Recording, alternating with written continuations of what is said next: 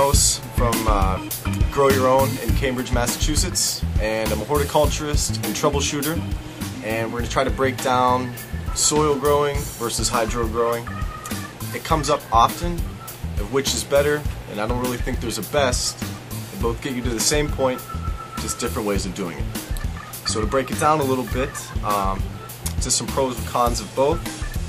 Some pros to growing in soil is, if you hear this, the term forgiving. Basically what a soil growing of being more forgiving means is if you can add all your nutrients in your water in one go and let it go for a week, maybe even two, without having too much drawback, without tending to it daily. So some more things about nutrients in soil.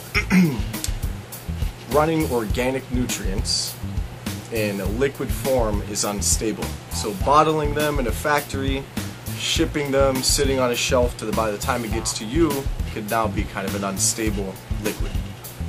So soil growers have made granulized pellets that you can mix into your potting mix at the beginning of your grow and let it go for 2 to 4 months without having to do anything else.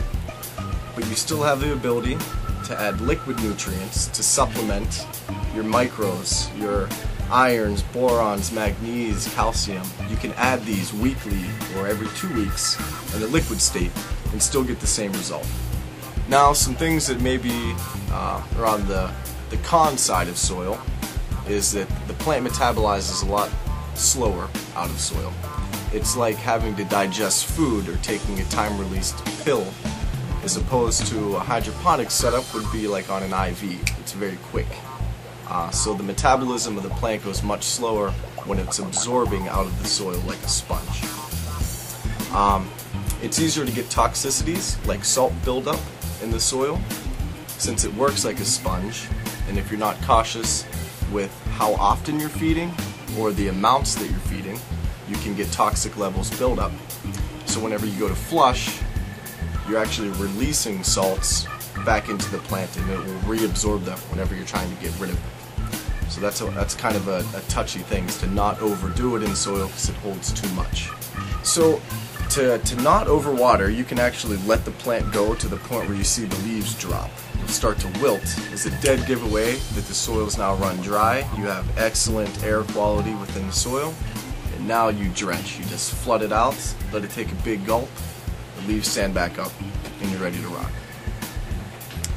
Now on hydro, the hydro note, first thing is there's tons of synthetic nutrients that are segmented in a way to where you can feed when you want, when the plant needs it. You can do things individually.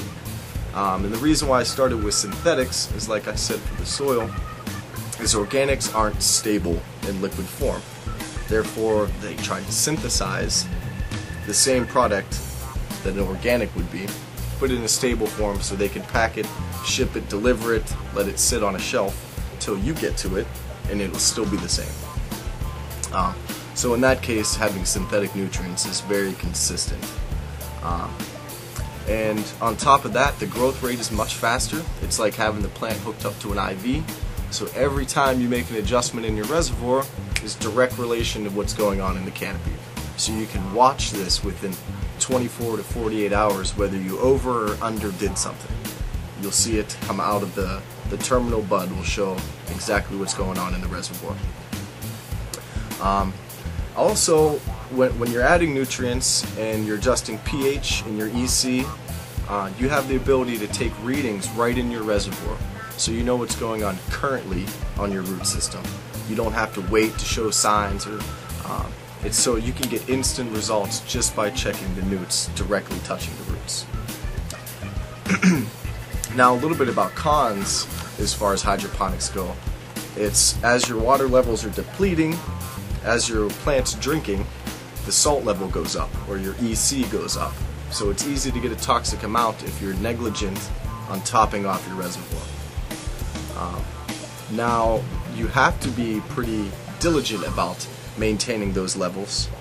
So you're checking your reservoir daily or every other day until you get yourself into a system. So it's a little bit more labor intensive. as opposed to soil. Now hydro will be a little less forgiving as far as if you overdo some nutrients or you underdo the watering or your pH is fluctuating. It's a direct result of your canopy again. You're going to notice big changes in the leaf when there's small changes in your reservoir. So being diligent about maintaining consistency is very, very important.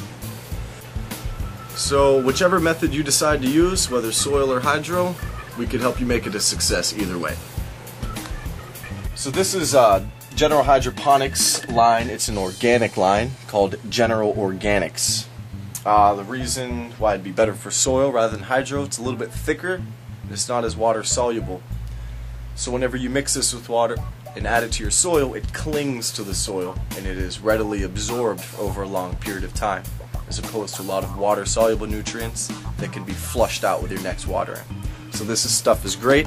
It sticks around for a long time, definitely gets the job done. So we also have a organic hydro option by Advanced Nutrients. It's called Organic Iguana Juice. 2-part grow system, 1 part grow, 1 part bloom. It's as simple as that. So here at GYOstuff in Cambridge, Mass, we cater to both soil and hydro. Whether you're doing it indoors or outdoors, we can get you to succeed using both methods. Not one's better than another.